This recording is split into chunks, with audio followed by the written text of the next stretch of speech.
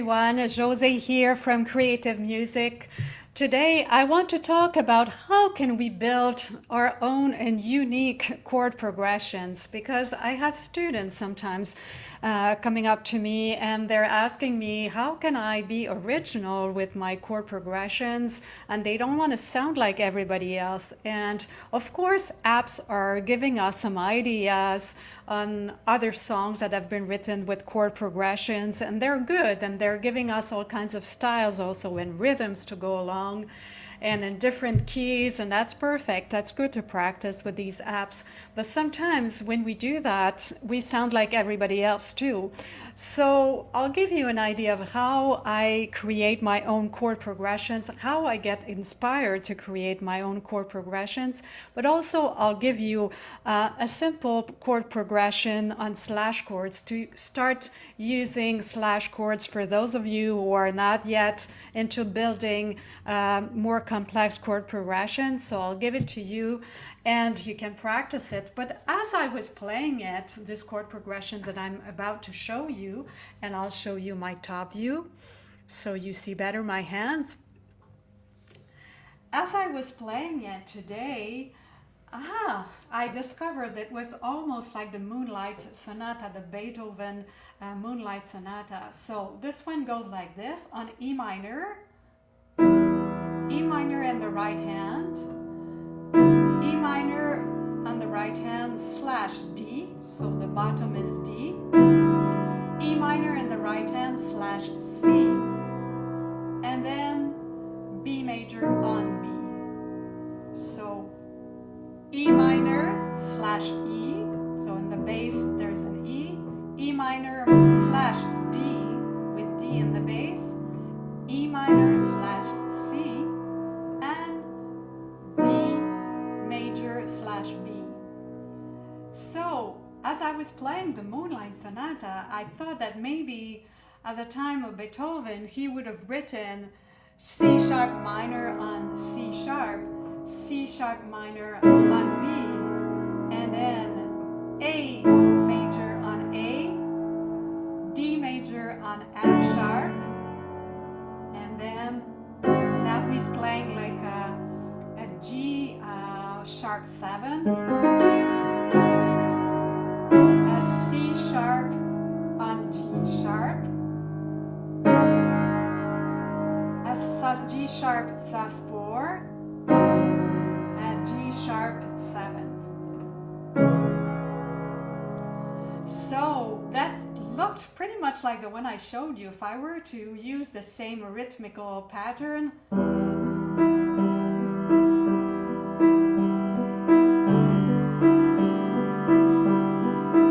instead of going like this, like the one I showed you, I would have gone like this. Sorry. So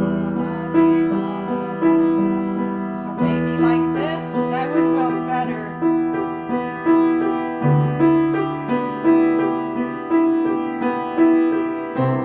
C major on C, F major on A, B7, E minor, B sus4, B7. So he starts like this.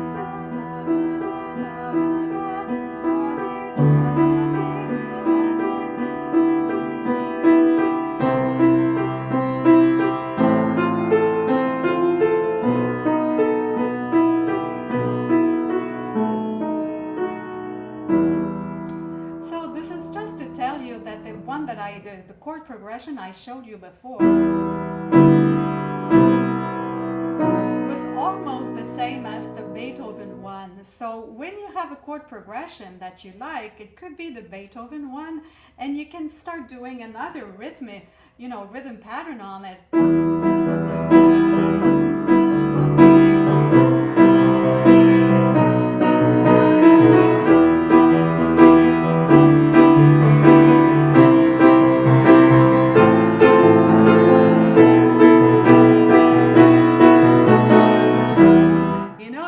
Something else on it than what Beethoven did.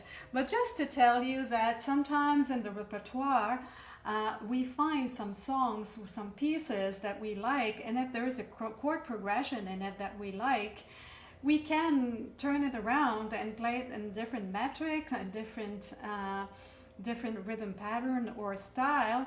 So, you know, it's for you to see what you like, and you can change maybe one chord. You know, you can see whatever you like to do afterwards. And it's also your intuition and your ear that is guiding you when you make up your own chord progression. So as I was playing also Rachmaninoff, the 9 Etude Tableau, Rachmaninoff, so I was looking at number 2, and number 2 is beautiful. So this is how sometimes I get inspired, you know, because Beethoven's chord progressions was beautiful. But if you look at Rachmaninoff, it's even more complex. So he starts with the ostinato in the left hand, meaning that he repeats this pattern.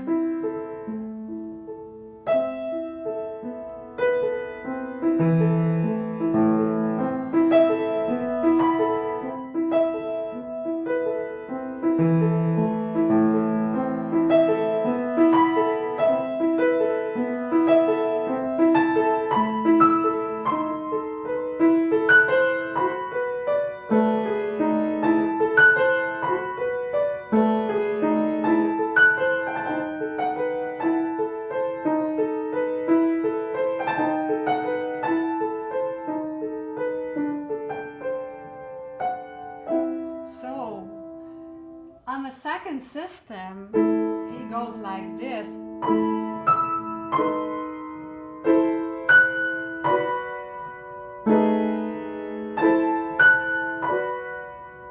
That's pretty unusual. So you can look, you know, that this is a B minor chord, second inversion, a G sharp minor chord, second inversion, and an A minor. So you can see, can you build a chord progression, maybe adding up one more chord?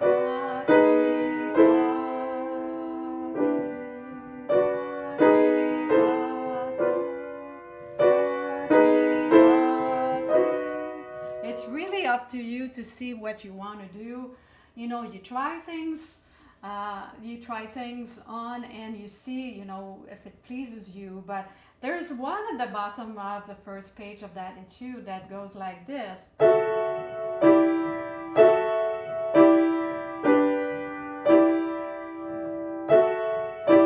if I go like this, it's an F sharp, D minor 7, and E minor 7 without the B, G major, and F7. So that could be also in the metric of 3, because this piece is written in 3/4.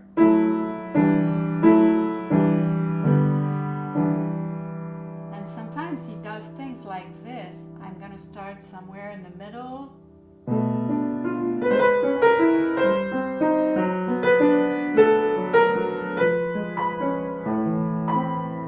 That's beautiful. So B minor, D major, C sharp major, and then he's going chromatic. So that could be, you know, sometimes if you want to modulate. And there's one further that I really loved. Actually, it's close to D minor. So if you go D minor, this would be the second degree, and this would be the 5th. And instead of going and resolving on D minor, he went, just watch out, he went this, this, this. So instead of going to D minor, he went to the 4th degree, adding up a 9th to it. So D, instead of going to 1st degree on D minor,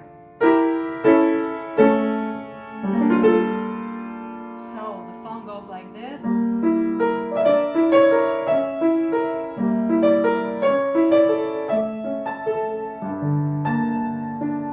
And this is what sounds Rachmaninoff like. And this is all, all by myself, was written and sang by Céline Dion, inspired by Rachmaninoff. So, we can always find chord progressions that we like and play around them. What can I do?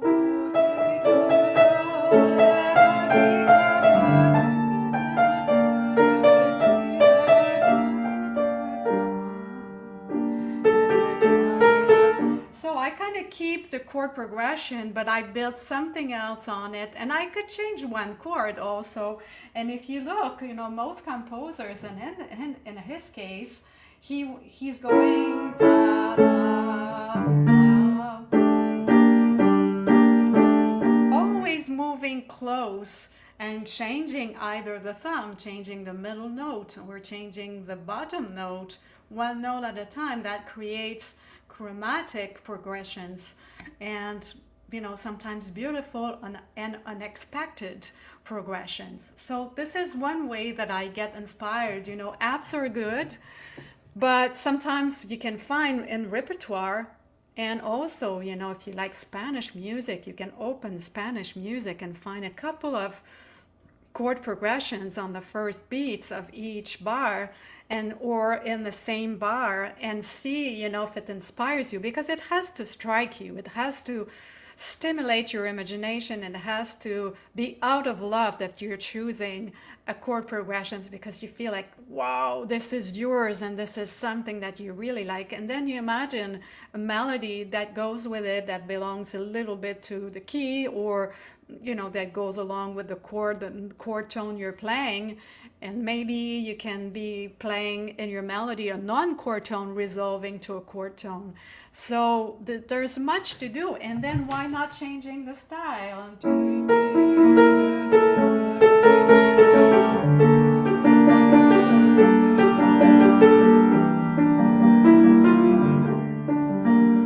See, you're not obliged to play in the same triplet and counter 2 against 3 like the way Rachmaninoff is doing. Change your rhythm, strike something else. So these were my recommendation. And of course, in my program, I always go further with chord progressions, and there's a whole module on how to compose and create on chord progressions and create your own chord progressions, and there are many suggestions. And so this is why, I'm introducing to the way I get inspired to create chord progressions. So if you want to know more, you can book a call with me with the link below. And I'm still open to receiving calls today and tomorrow about my program, because there's a limit until May 23rd to register to enroll in my program and get the fast bonuses of 10% off and a private lesson with me. So enjoy your chord progressions and keep improvising, everyone.